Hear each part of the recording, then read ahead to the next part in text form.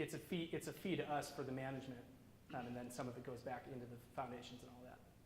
That doesn't, sorry, I might be speaking totally out of line here, but You're fine.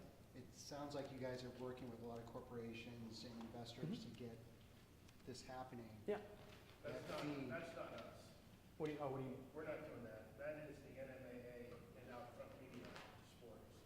That's their partnership for the multimedia rights and Correct. sponsorship and advertising in and around the esports is all done at the NMAA level.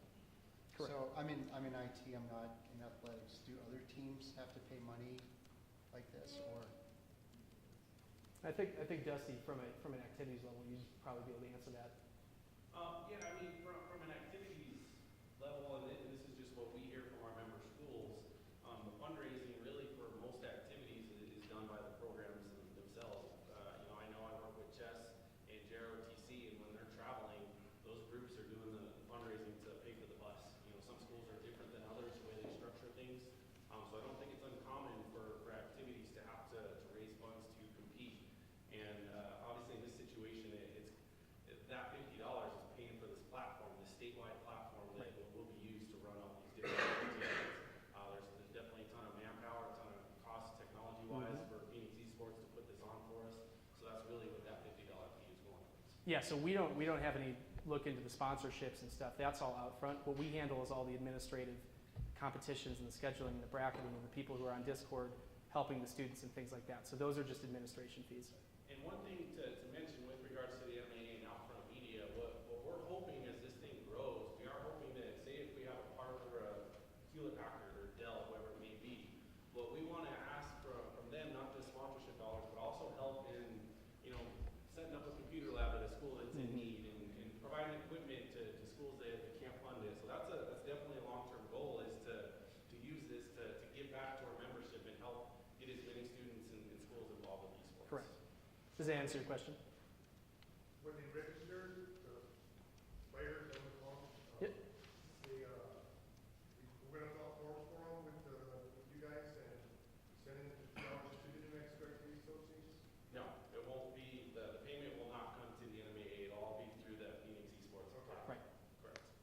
And so along those lines, envisioning trying to get this going. Right. And it seems to me like that fee will be based on those who actually enroll in the Phoenix Sports platform. So if you're Correct. trying to run something that's like a hybrid, like let's get a gaming club started, and from that pool of kids, see who's really interested in going to a competitive level. Correct. You don't necessarily register your entire gaming club into the Phoenix platform. Only those who actually want to Compete at the high level. No, that's exactly it. You're not paying us for everyone in your gaming club. You're paying to use our platform, which is all of everything involved with it. Yeah. I need to also say, the games are free for the most part, right? The games, whether it's Rocket League or some of the others that we're talking about, the games and the game manufacturers, the publishers want the kids to be able to play the games for free, right? And that's what makes it inclusive, and we're very Right. supportive of that. The $50 for the student is really to help manage the competition in the league. We've got technology costs, we've got support costs, we've got IT costs, we've got management costs, so we are running a business in order to do this. We don't expect to make money for the first several years in this. Right? We're here to invest into New Mexico and California and Arizona and Washington and Nevada. We're investing our capital into this until it gets going to the point where we can potentially make some money back. But the intention, right, is to do the things that are in the best interest of the kids. That's why we're in it. That's why they're in it. That's why Outfront's in it as well. We're also funneling money back to the NMAA from this. For our conversation out in the lobby, we've also, and Dusty just referenced it, through the sponsorship and through the fees that are paid, there's a great opportunity as this scales to really create a foundation around this. And a lot of the technology, whether it's computers or it's infrastructure or it's money or whatever it is, the money that's coming in can then be funneled back into the schools. And maybe some of the lower income schools that need computer labs or they need infrastructure, things like that. So that's the larger vision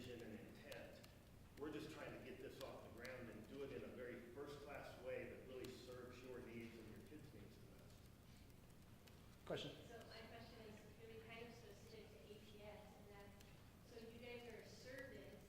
Yep. And they're not gonna let us pay you until after your service is rendered, because you're not a Right. tangible product. So how is it stuff like that gonna work? Well, and again, that depends on what you define to be a tangible product, but a platform online is a tangible No, product. should APS a tangible product needs to be Mhm. something that we can sign for that got delivered by APS.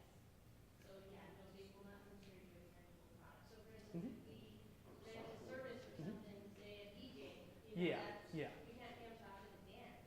And so right, right. how are we gonna, Okay, guys, all your activities that you run, this is an activity, it's not athletics, so we need to separate this from soccer and yeah, I'm talking. every activity that you run pays. So for instance, you go to a speech and debate tournament, they pay for speech and debate tournament. We're talking about the how, not the, not the. No, no, Exactly, and I understand that. So what we'll need to do is, how does speech and debate pay for this tournament? Before they go to the That's a tournament. registration for a Before they go to the competition, it's tournament. not for a service. Right. So it's just something we need to think about going Right. forward, because they're gonna consider it a service that Mhm. you're providing this platform instead of a registration for an actual event. Well, we'll have to You know, change. Yeah, the that's wording. fine, We'll and- figure out how to change the wording, but it's, Right. because it is not, it is, I know you're saying it's a service.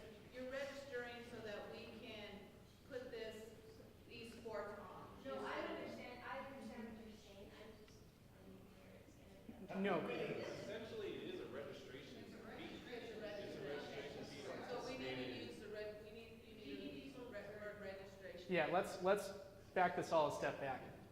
We're here to brainstorm Yeah. at the end of the day, and we're here to solve problems.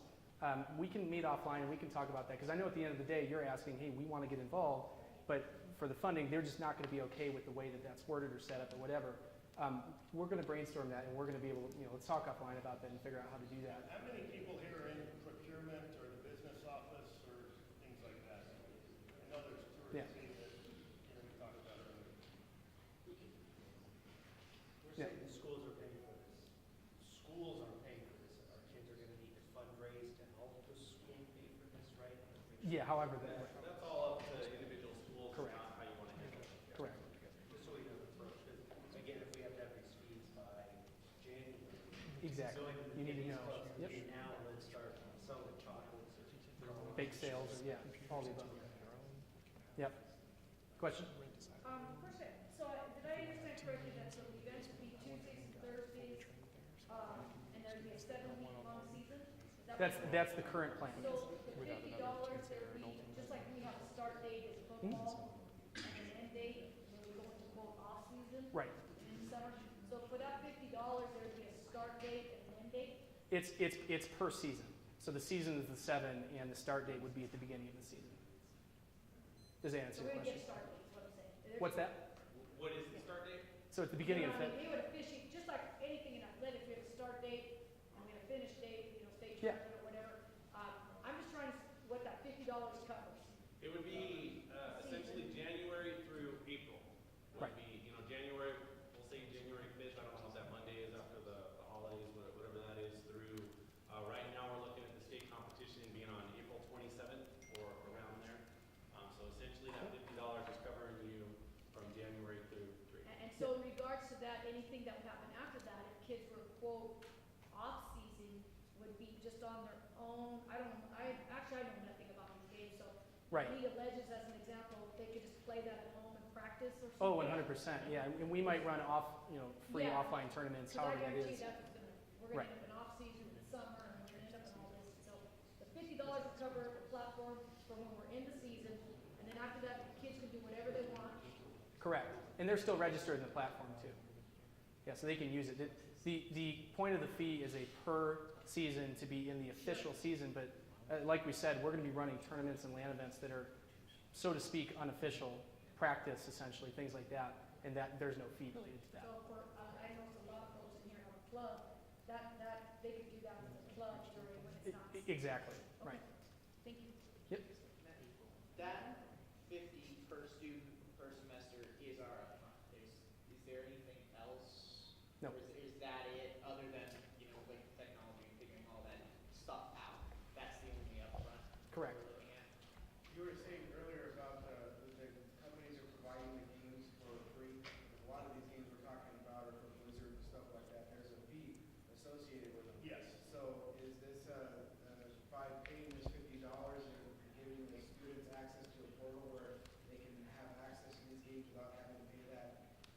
So, Are these Blizzard or how does that? yeah, so the only two Blizzard games we're looking at right now are both free-to-play games. Those are Hearthstone and Heroes of the Storm, and there's no fees associated with those. League of Legends has no fee associated. The only one that right now has a fee associated is Rocket League, which is a $15 upfront purchase. We're still figuring out exactly how we're going to handle that. But yeah, most of the games we're looking at are all free-to-play games. Dota 2 we're looking at is also a free-to-play game. With that being said, you just mentioned something about $15 fee. Going back today, after we leave today, we have to go back to some pretty firm Yeah. ideas of what it's gonna cost us, because this is past the summer, so I know for my district, it was never budgeted, even though we're all in. But Right. is $50 what we're looking at? Or is it, Dustin, Yeah, do so- you think there's gonna be any yes. other little fees coming up or anything that I need to think about? No, The only additional fees to consider are, the technology, the equipment Well, that you sure, might need, yeah. but Correct. from our standpoint with the platform, it's $50 a student. Okay. yeah. So the only game we're looking at right now that has you purchase a copy of the game per each machine that you use, and that's Rocket League. The important thing to note actually is that might not even be incredibly relevant, because the kids who are playing these games, who are already playing them, they play on their own account, and as long as their account owns that game, then you don't need to purchase a copy for that particular machine. So I'm putting that $15 out there for Rocket League specifically just to get it out there, but the fact is the kids who are already playing these games already have these games. They already own the game. So What- potentially there's gonna be another 15 per team, per kid per team. So the way Rocket League works is it's free to download and install.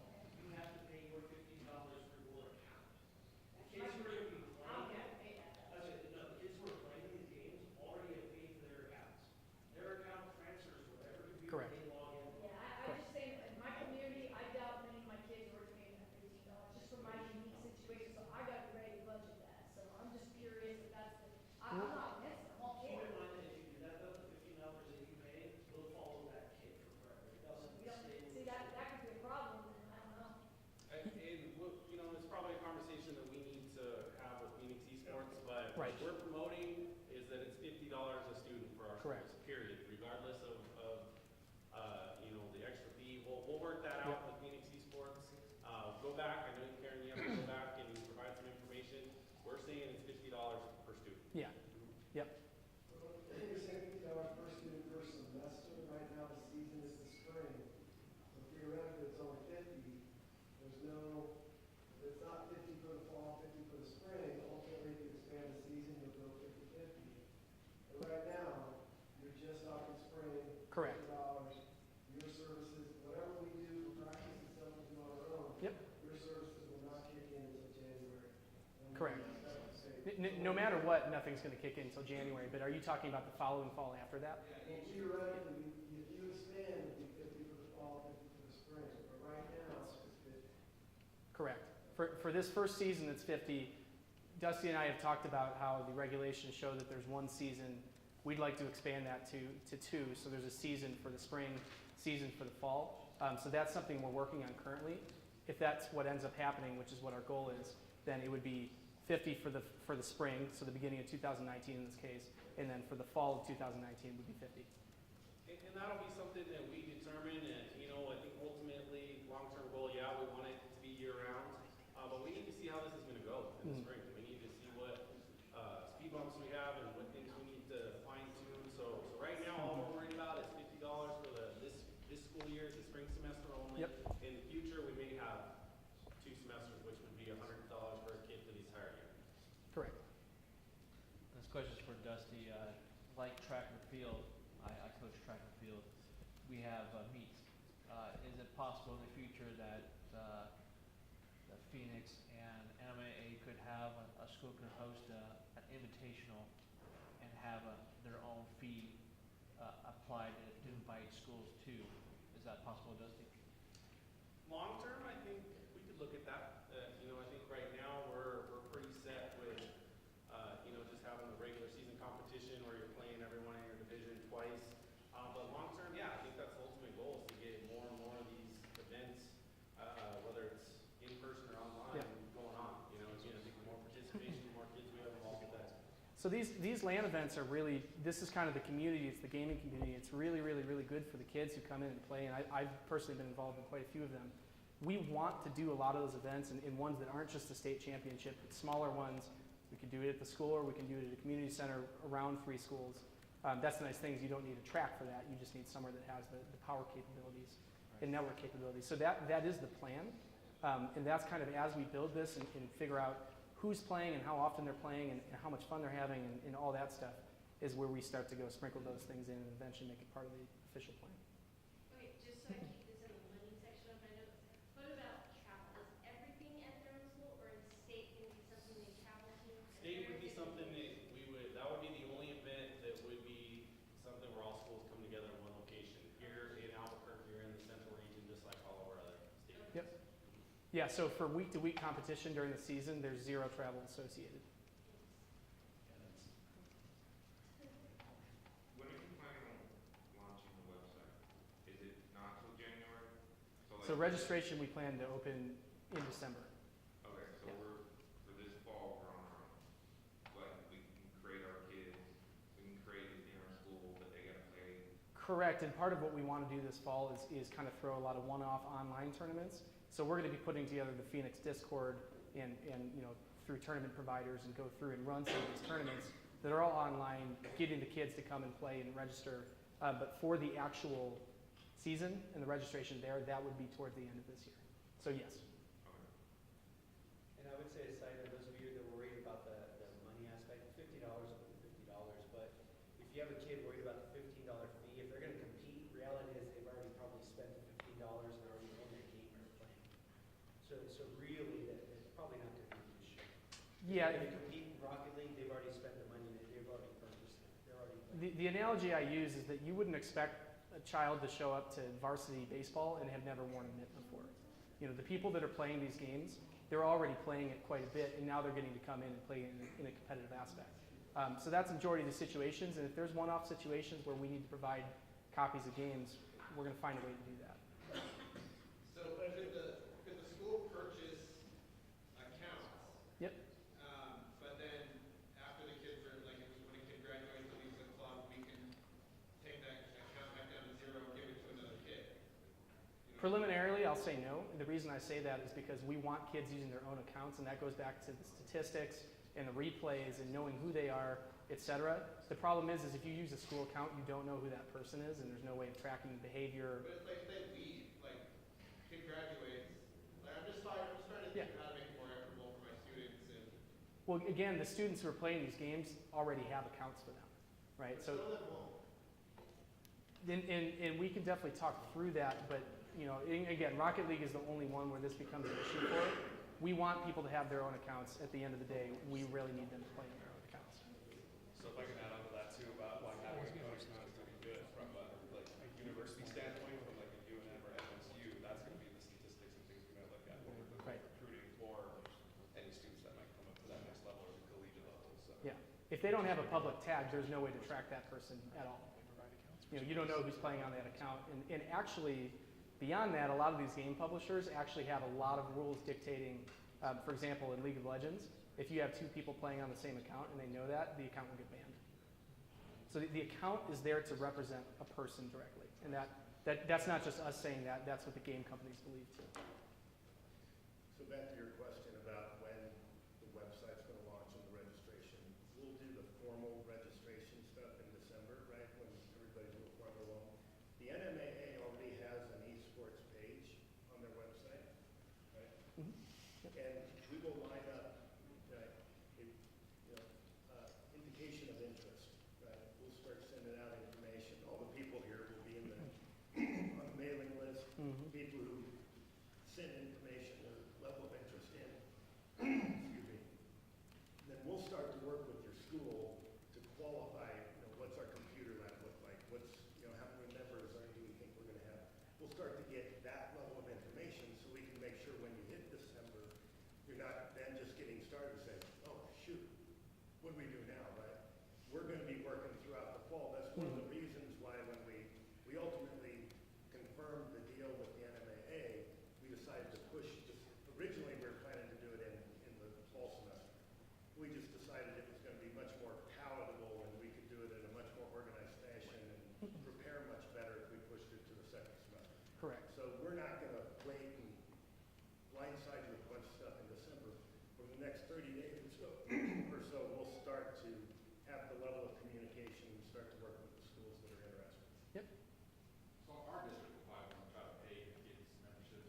We'll probably what? Want to pay their registration fees.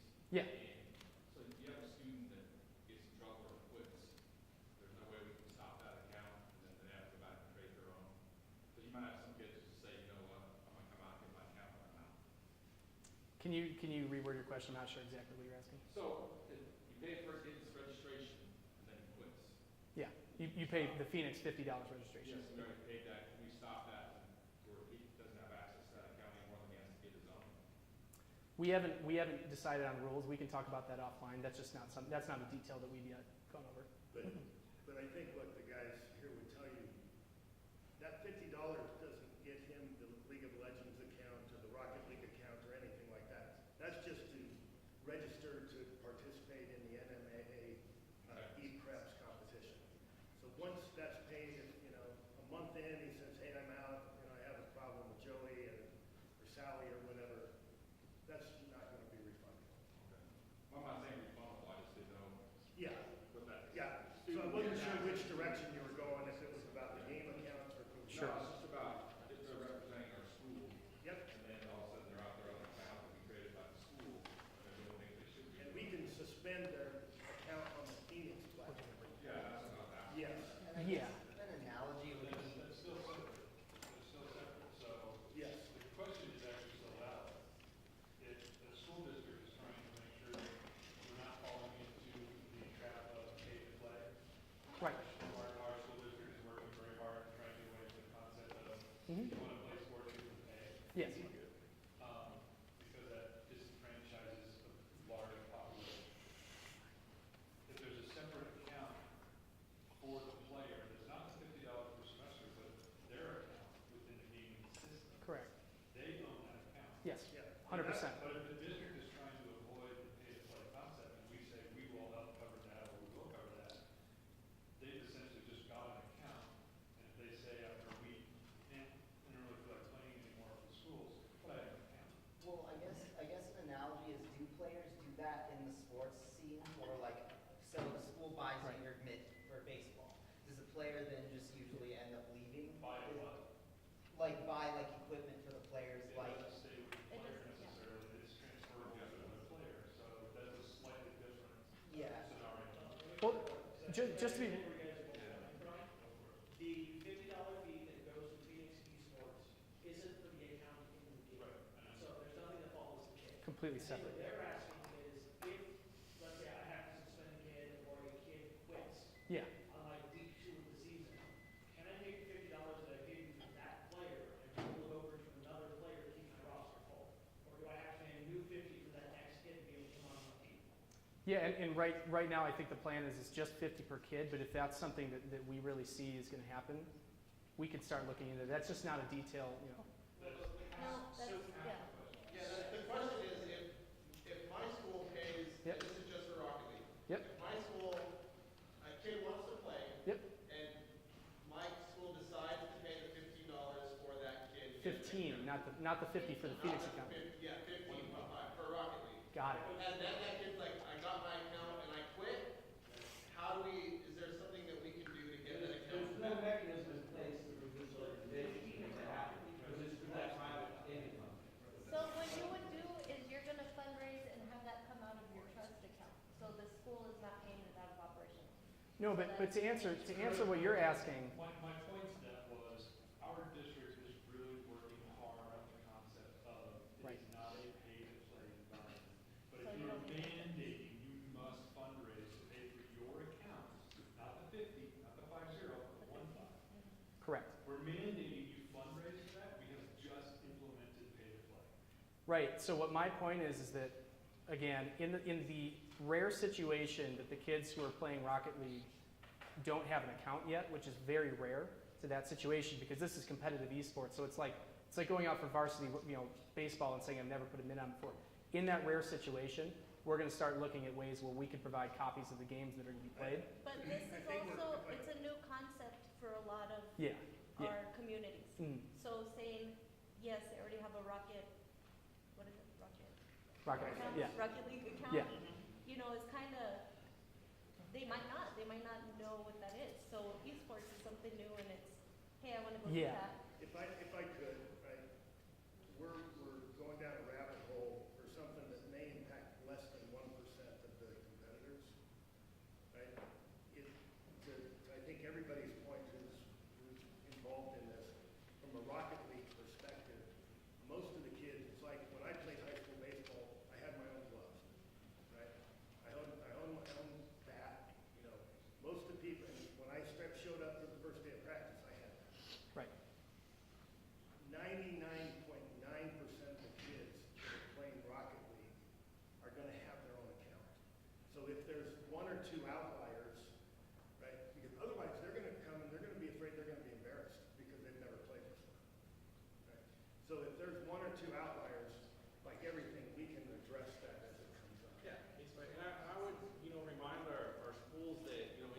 rare incident where you pay the $15 for Rocket League as a school and they quit. I mean, you do have it happen in team sports, I'm sure too. Not with equipment like bats or helmets, but I mean, what if you? I mean, you probably buy T-shirts and sweatshirts and sweats and things like that for your kids. And you do that at the beginning of the year, and then they quit 2 weeks later. Do you always ask for that stuff back? Does it always come back? I mean, those are some risks that just may occur. And Right. I think just educating kids up front and having codes of conduct and whatnot, protecting yourself as best you can. But there is always that risk that the kids are going to come out for a program, they're going to invest some money in them, and then they're going to leave the program. And hopefully that answers, and the quick analogy that I would use, and if anyone doesn't like this analogy or thinks that it's a little off, let me know. But you're not having kids showing up for basketball without shoes, they're just wearing socks, right? It's very rare that that happens, and when that does, that's when we can go back and we can find a way to make sure that that student is allowed to be included because they don't have shoes. But it's the same situation here. You're really not going to have kids who are coming who never ever played this game before and say, hey, I want to compete on a very serious level, right? Which is kind of what they could still be part of the club, right? But they're not coming and saying, hey, I want to compete on a serious level and I've never played this game before in my life. So maybe I was just out of the room for the 5 seconds I was out. So are you saying that we couldn't, as a school, fundraise to get Rocket League and make an account that was Albuquerque High School Rocket League 1, 2, 3? Right. Those are for my 3 players. Right. Every year, Steve, Billy, and Janine are 1, 2, and 3. And Yep. next year, Yep. it's 3 new kids. Are you saying we can't do that because you want them to have an individual account, or? Yes, we need them to have, so for the particular game, they need to have their own individual accounts. The only time this comes up is when we're talking about Rocket League, because right now, for what we're considering, it's the only paid game. All the other ones are more simple. You just go make a free account. But yeah, we need to be able to track them, and this goes with in-game behavior too. My best example is Counter-Strike. If you're someone who's been banned for cheating, even out in the real world, not within the particular things here, you can go and look at that account from the outside publicly, and it'll tell you if they've been banned for cheating. That's why we need that. Imagine what happens if, for example, you're playing an esports game on, something high school 1, and that player, some kid came in, decided that they wanted to cheat, and it was against your rules, but they still did it. That account would get banned, and then no one would ever be able to play on that account again. That's why we need kids to have their own accounts. Gotcha. Okay, so back to the registration fee. Yeah. You said that one is also per student, so that's student specific. So kid say I register a team of 3 kids for Rocket League. Yep. And someone else beats them out and takes their varsity spot. That spot's gone. Like I have to register a new kid. Because for instance, you're comparing it to speech and debate and stuff like that. We register a team. Yes. And our kids can even say Senate, we have to register specific kids, but if we have a kid change, we just send an update form. We don't have to send a whole new We don't registration really because our care. team changed. What we're looking for is the number of participants that we have to manage That's in our platform, okay. right? So we would register 15 kids from Sewell High School, But and the you guys don't. the challenge in your example, right, is that because of the way the games are played, right, the kids have to register their own names and their own information and their own league account and things like that. So to us, it doesn't matter if, Jimmy, Johnny, and Joey, right, as Andrew said earlier, teams are gonna change. It's interchangeable. That's why with League of Legends, for example, which is a five-person game, you may want to have 6 or 7 people on the roster, but if somebody gets sick, and that person, just like JV and varsity, I'm going to look to you here, just like JV and varsity football or basketball, kids can swing back and forth. So if somebody gets sick or can't participate, you're going to have a roster of substitutes or players who could come in and take their place. But when they register at the beginning of the season, we're going to want to know that there's 15 players from Santa Fe High School, for example, that are going to be participating and that we're going to be managing as part of our NFA. And that's also part of why we're trying to say that for a particular game, you can have multiple teams for the same game. We never want a situation where you're playing a 6 versus 6 Overwatch, let's say, and there's 12 people on the team, and for every game, there's 6 people who have to sit out. If you have the same best players that are playing every time, Because it's not like football where you can sub people out when they get tired. During these games, in the middle of them, you play from the start to finish as the same player. So we don't want that situation. We're trying to do the inclusive thing. That's why when you have more players, we want more teams for the same school. Just to clarify what I think I just heard, so if I have a club, I can register, I can put 30 kids in my roster, but I know that we're only gonna ever be competing 15 kids at a time. So I'm just paying the 15, so I'm paying 750 for 15 registrations, even though I have 30 kids in my roster. You're only playing for the people that are going to be competing or as subs or going to be subbed out from game to game. But if you have a gaming club that's 45 people and you know that only 15 of those people are going to be competing, you're only paying for those 15 people. But it would be 15 at any time. Right. So it wouldn't be the same 15. Correct, and that's the whole substitution and having multiple teams. And the goal is that we want to have multiple teams, so instead of having a team of 6 and having 6 substitutes, why wouldn't you just make another team? So that's kind of what we want to do here. Have more kids playing constantly so that, essentially so they're getting their money's worth. More so it's a fun environment. I think I'm hearing this differently. So if, what I'm understanding is that if we're playing a game that has a 5-person team, Yes. but we've got 7 students that we want to be able to change in and out, Yeah. we need to pay that $50 fee for all 7 students. Correct. Yes, because they're on the team. So for example, and to give you a good example of where you'd use all those 7 students, let's take League of Legends for an example. We're talking about best 2 of 3, it constitutes a match. Typically what you'll see for these competitive teams, they'll play the first match with these 5, and then they'll substitute 2 guys out for the second game. So you can do substitutions between matches. It's during the literal game is when you can't throw someone out of their chair and have someone sit down at the same account, so to speak. So they're still on the team, they're still playing. It's up to the schools to decide how do you want to do the substitutions and how many people should we have on this team, readily available. Do we want more teams, et cetera. It's like football, not everyone's on the field, right? At the same time, right. If I may, Yep. I think I understand pretty clearly, and I think the $15 will be fine, all that, but I would like to share with you, for the NMA and the organization understanding, when they're negotiating this and thinking about games we're gonna play, we have lots of communities. I have 13,000 kids that are free lunch and free breakfast. I know they don't have internet, and no they do show up at my field without gloves, and so I know you may think that everybody's showing up to baseball with a glove in all the other school districts, but I think we need to be careful that as we continue to negotiate this and move on with this, which I think is awesome, that I don't think that's true of all of New Mexico, and we have some very, very poor communities, and I do have to cover every single penny probably that's gonna go into this, and they are gonna show up without ever playing and such, so we're gonna have a niche of kids, but we don't have a club, we have nothing, so as we move forward in this and we look into this, and choosing games and such, I think something that is something we're gonna have to look at as an organization to make sure we're not pricing out people as well. Well, and that's a really good point. Just something. Yeah, no, that's a really good point. I think part of my suggestion there is that if you're a team in a school and you want to get this going, start slowly. This should be an incremental process in whatever makes it's good for the kids. Start a gaming club where you can bring them in and they're playing themselves and they've never played before. Now they're learning the game. We're building a really competitive environment. So once they get their idea of what they're doing and figure it out and have played for a few weeks or a few months or whatever and they're ready to go, that's when we start bringing them in and say, hey, now you're on the platform, you're competing against similar people.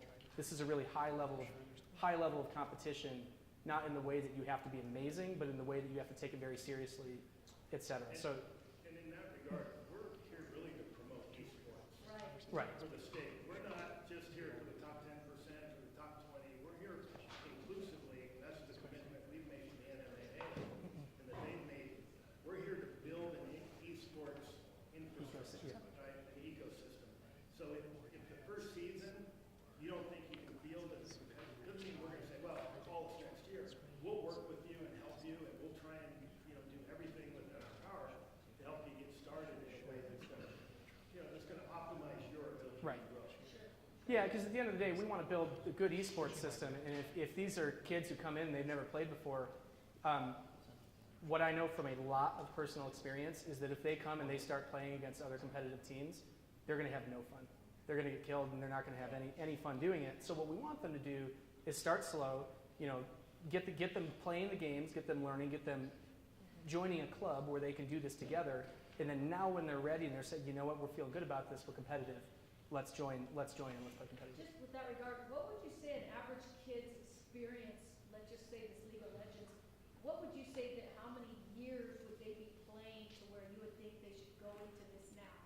So that's actually a really interesting question. So you know, I've been playing that particular game for I believe almost 6 years now, and I have peaked out at it's the top 5%, but that's where I've peaked out there.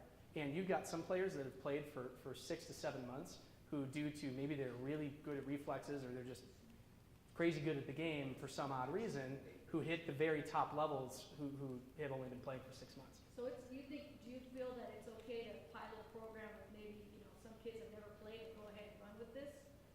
Yeah, you can do that. Mentioned about Sorry, you've playing. been wanting to talk. Yeah, let me jump in here. So this is one of the factors in waiting until January as well to get this going. So hopefully you can get some interest in your schools this fall, have some kids try out those games if they've never played them before. That way we don't even know if they haven't played, what if they try it once and they don't like it. So they have a few months here to try those games out, get used to them, and then say come January, and this we haven't even, I don't think I've told Andrew this yet or Randy, come January, your team's still not ready to compete at a high level in League of Legends or Rocket League or whatever it may be. We can do what we do with our sports. Maybe it's just a JV team that you have now, and we'll schedule matches for you still and have you compete against other JVs with the hopes that a year down the road or 2 years, whatever it is, now they're ready to play and they can compete at that high level with everyone else as a varsity program. Correct. Okay, so here's probably a really dumb question. How do we It's know fine. when they are ready to compete? So yeah, that's a really good question. It's really a game-to-game basis. Typically, these games provide ranked systems where players can play and figure out how good they are. Typically, so I'll use League of Legends as an example, you have to play a certain amount of games to get to a certain level in the game where you're allowed to play ranked, and then once you're allowed to play ranked, you'll play some games and it'll tell you how good you are. It's like a golf handicap. Okay, Yeah. so then when they're starting, if we're gonna start a club initially during the fall until the season starts, we have them start playing and until they reach that level, Yeah, now they're just playing in a club, and that has, we can help and give consulting, but you're not paying us for that because they're not actually playing in the competitive I league. wonder if what she's asking is like, so someone in League of Legends, Yeah. for example, is not level 30 yet, can Correct. they play? I guess that's kind of also what she's asking. Would we have? Do we have any direct more guidelines? Yeah. That's a good question. That's one of those details we're going to have to look into. Knowing my personal experience with that game in particular, I would say no. Yeah. But yeah, that game in particular. But there's other games like Rocket League, which is just soccer, right? It's soccer where you're playing cards, and you need a lot less time to learn that game before you can start playing it proficiently. So it's really a game-to-game basis. I think players generally have a good idea of where they stand compared to other players. And the thing is we're going to have some schools who show up with a team of, I hate to use the word bottom tier players, but of less experienced players and less skilled players. And those are going to be real organizations. So, if they're at that level and they're not feeling confident about playing against the best people, that's why we're working to make them compete against similarly skilled people. And that was one reason we brought up the invitational thing as well. So there's an opportunity here, I think, for LAN parties or invitationals that schools are going to host, so that way we can get schools who are not on the competitive scene. They can send a team, and it's going to be low risk, high reward, because they're going to get a chance to play against teams that may be more well structured or more skilled. But it gives them a chance to kind of get that competitive thing, and allows you to say, okay, yeah, this is something we want to jump into in December.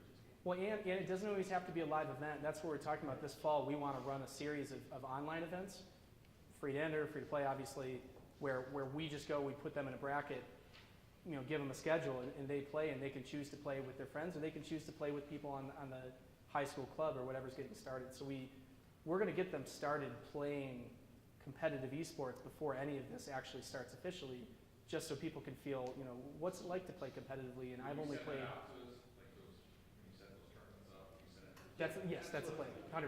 Yeah, that's the whole goal of why we're running them. Yeah. From a league perspective, Mm-hmm. so we're talking league, we're talking Rocket League.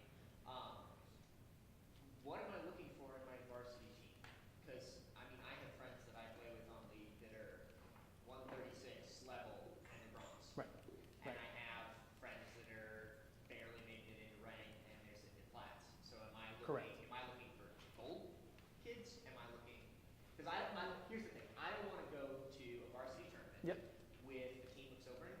versus a team of And then masters. Yeah. they've got plat ones. Right. And I'm just, like, they're gone. Right. Fine. I can leave right now, Right. and the decision has already been Right, made. and nothing- when yeah. When I fielded that team, it was done. So, I don't wanna see that, because it Yep. crushes those Mhm. kids, like, they're Yep. never gonna wanna play again. Right. So, do we have a guide range, like, hey, if you're looking for a varsity team, don't show up underneath goal 3, because you're just gonna get stomped, like, Sure. where? Yeah, so that's part of if you are a bronze team and you're the varsity team, for example, just to use league, and you go and you're playing in your matches where we put you against relatively other bronze level teams, which is the idea. Okay. If you end up in the bottom of your division, you're not going to make it to the state tournament as a competitor, right? You can still come, but you're not going to be a competitor in the actual So tournament. the expectation is that when I field Albuquerque High's team, Yes. I'm telling you, our average level, goal 2. No, that's So exactly, you're gonna put me yes. up against teams that are also. That's average exactly level. Okay. correct. Cool. That's exactly Awesome. correct. That's Yep. what I wanted. I think it's also important to remember that individual ranked play is not competitive team play. Right. Yes. Those are very different things. They require very different mechanics from players, and it's a completely different world. So you could have someone who is the best mid laner in New Mexico, Right. and they could just absolutely be horrible at playing with other people. So No, that's a big, yeah. huge in group dynamic, and you can have you'll see it. You'll play in teams where a bunch of high-level silver players who maybe they've been playing for 5 years together, just for the example, go against a bunch of solo plat players who've never played against each other, and they can win based on communication and things like that. With esports, we're definitely gonna have to look at several different factors as we're moving schools together into these divisions or classifications and whatnot. We talked about school size. Yep. We're gonna have to look at level of competition, that sort of thing. At the end of the day, I think we have to remember we have to remember with everything we do under the MMA umbrella, with education-based athletics and activities, it's not about competing at that high level. That's not the number one goal of this. Right. It's obviously a big part of esports, but we just want kids to participate. This is one more thing that our kids can be involved with at the school level, to hopefully, build those character traits of respect, integrity, and responsibility that we preach with Compete with Class. Okay, so remember that. A lot's going to be dependent on how many schools actually sign up for it this fall, and then from there, I'll be talking to you guys a ton. We'll be trying to do what's best for the state, and we'll pair schools as best we can, size, Yep. competition level, experience, what have you. In this first year, I guarantee you it's going to look a lot different in the second year. We're Right. going to be making a ton of changes, I'm sure, over the summer as we roll into year 2. So again, for now, this has been a great discussion today. I appreciate all the feedback. But know that at the end of the day, we just have to remember this is about kids participating and not about that high skill level. Yeah, I would say that, if you're concerned about brand new league players that just want to play versus our plat players, again, the reality is that if they want to compete against the varsity and they're a smaller school, let them do it. Right. And again, it's going to be frustrating for these kids, but I think that the reality is if we're creating that community and hopefully they're enjoying that competition and it's fun, that's what's going to develop Right. these teams to be competitive in the future. Because if we say, oh, you've never played before, you can't compete against varsity, now we're limiting the possibility of growing this to what we want it to be. And again, at first I think we're going to be all over the place. Right. We're gonna have some kids that are going to be really down here that lose every game, and these teams that have competed that are going to dominate. But then I think that over time it's going to level out. Yeah. And the reality is when we have Cruz's teams come up play Albuquerque and they kick our butt in football, that's reality. Right. Right?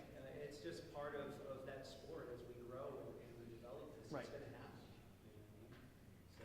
And it's part of the coaches to, encourage them and be Right, with them. exactly. That's our role. Right. Yeah, you're still having fun even if you get killed 9 out of 10 games, And, etc. and when we sit back, what did you learn? Yes. Right? That's what we're trying That's- to tell. yeah. What do we learn? How do we get better at this? How do we improve? Yep. So. It's just like football. You watch your film afterwards. You go through it as a team and you say, what did I screw up here? What did I mess up? What should I have done here? And you write it down, and the next time, you're making sure you're on those replicating. They gotta be level 30 for League of Legends. Yeah, I'm going to say that right now. If you're, again, it's different per game, but when it comes to League of Legends, it's such a complex game that in that case. Talk to people about the time commitment to get kids who never played to Right. And I want to go back to what Michael said right here. We don't necessarily want to set a standard that you have to be here to play varsity. I think if kids want to be there. Right. So at the tournament starting in January for the season, are they going to have to be that level 30 to? I don't think so. When it comes to the video game, again, the problem with a lot of these games that if you are so inexperienced that you don't even understand the workings of the game, it may as well. It's just not a competitive environment. So my concern is there are some people who don't know the games in here. I'm Yeah. afraid if they wait until December to start getting these kids to practice, they're not going to be anywhere near where they need to. And that's why I'm saying I don't agree with that. Saying you have to be at level 30 to play the varsity level. That's why we need to be creative in how we look at putting divisions together. And if we have to, have instead of going by school size, if we have to go by level, we'll consider that. Because I don't want to handcuff any kids from participating in this. Because again, it is all about participation. It's not about how good they are. We don't prohibit schools from participating in varsity basketball because they're Well, so hold on. Let me clarify. There's a difference between rankings and level. In a game like League of Legends, your level defines that you've just played enough games to understand it. It's like saying that, hey, as a basketball team, for you to start competition, you need to practice for a month. It doesn't matter how good you are. It actually has nothing to do. The progression of that is just, have you played enough games to even know what the game is? Rankings wise, there's absolutely no limit if you're a kid of who you're going to play. If you've played a couple of games and you understand what you're doing, it doesn't matter if you're bronze or if you're challenger.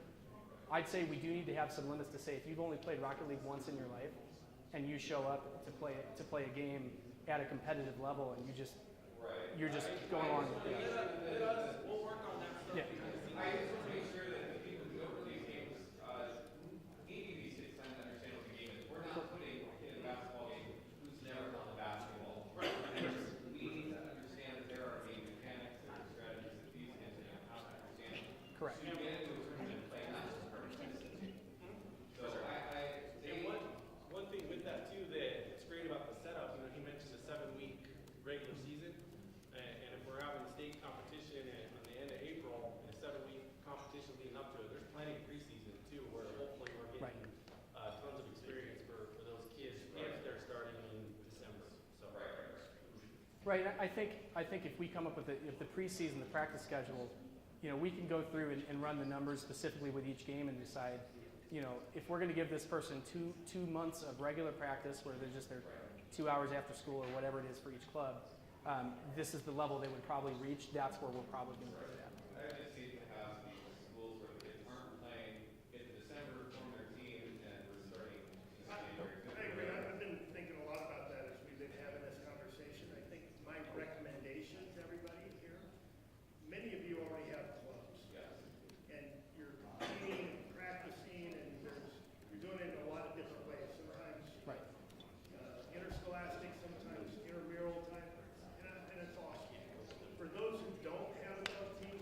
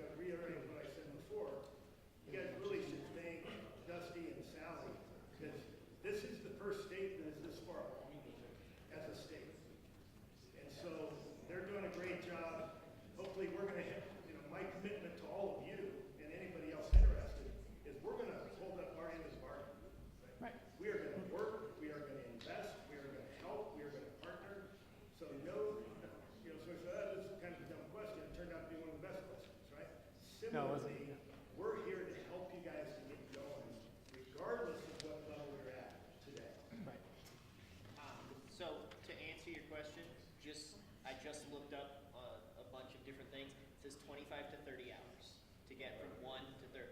And that's like of playing the game. 25 to 30 hours. So if you're doing 2-hour practices every week, like you gotta piece that out. Because you're right. Right. You don't want to show up on January and not have to make sure that these systems are set up, that Right. games and game times are set up, so these schools that don't have these things going on, the students have. Exactly. I think a lot of schools are gonna be surprised at how many kids know this stuff and are interested. Yeah. And going from one game to another is not as hard. These kids who may not have internet connections, I guarantee they have access to some sort of games. Something. My nephew's from a very, very poor community in rural Northern California. He wasn't online playing. He didn't have a PC. He had an old Xbox that he was playing, $5 used games with his friends. Jumping from that to a new game was not a problem for him. So these Once you know the kids who mechanics, don't have yeah. access to League or Rocket League, they're going to be just fine. But yes, they're going to have the basic skill set that they need access to that game. They need time to understand that game. Correct. You cannot throw on a basketball court without ever having seen basketball. Yes, 100%. Yep. And to set the level, you must be level 12 for Flash. Yes, So that's right. if they're starting their account a week before, they're going to be at a disadvantage because they won't have access to other things. And I say Flash, and that means that's a summoner spell in League of Legends, which allows you to quickly escape. Right. So I know that's weird for some of you. But that means if the kids are starting their accounts a week beforehand, they will not have access to all of the tools other kids have. Correct. But if they put in 10 hours of playtime, they can be at that level. Correct. And have access to all of the same tools Yeah. that other players have. Yeah, and that's at the end of the day, we don't want to put people who have only played an hour of that game ever against people who have. That's not a fun environment for anybody. I'm gonna make one last comment. Sorry, I missed the last statements made, so I apologize for that. But I can tell you, as the director of football this fall, over the last 2 weeks, I've talked to probably half a dozen coaches that have said this is the first time my kid has put on pads and played the game of football. And we're not going to tell, and we'll talk more about this, we're not going to tell that kid, because this is your first time playing football, you can't play. We're relying on the coaches to, get them going in the first couple of weeks of the season so that they can participate, and it might be at that varsity level. So, yeah, you're gonna have some kids that they don't have any time playing League of Legends, Rocket League, whatever it may be. We're just hoping that they are interested and they really wanna participate at the varsity level. Then, just like with any sport or activity, you're gonna have to coach them up and get them ready. Yeah, and I think I approach that a different way. I'm completely on board with that. What I'm saying is, they don't have to be anyone who's ever played these games before. They just need to, kind of like where you practice for 3 weeks at the beginning of football, that's what we're expecting. Yeah. Same thing. Yeah. And I think one of the important things here is that you guys have to use your students as resources because they know more than we do. Correct. So, I have like 3 or 4 kids already telling me what to do. And I said, hold on, I'm going to a meeting, so I can tell you what to do. So use them as your resources, and they can help you a lot. Right, unlike football coaching where you've got the coach who really knows everything about the game and they're kind of imparting this wisdom, that's not the expectation here. The kids are the ones communicating and teaching each other how to play the game, and you have someone who's a little higher level who's taken the other one under his wing, for those first couple of weeks teaching them how to play. And you can really, really pick it up fast, especially when you're a kid and you got really quick reflexes, and that's definitely possible. And that's where having those individual accounts really comes into play too, because then they can practice on the weekend when they have spare time. Well, and the other thing too, to piggyback on top of that, is that if you've got an account that's ranked a certain way, so if you got a League of Legends account that's called, something High School 1, and that account is ranked gold or platinum in the video game, if you got someone who comes onto that account and starts playing games on that same account, they would get absolutely killed. It's not a good learning experience. So that's another reason from the learning experience. What's the word? Yeah, lunch is being set up as we speak, so I think it could be a good time to take a break. Perfect.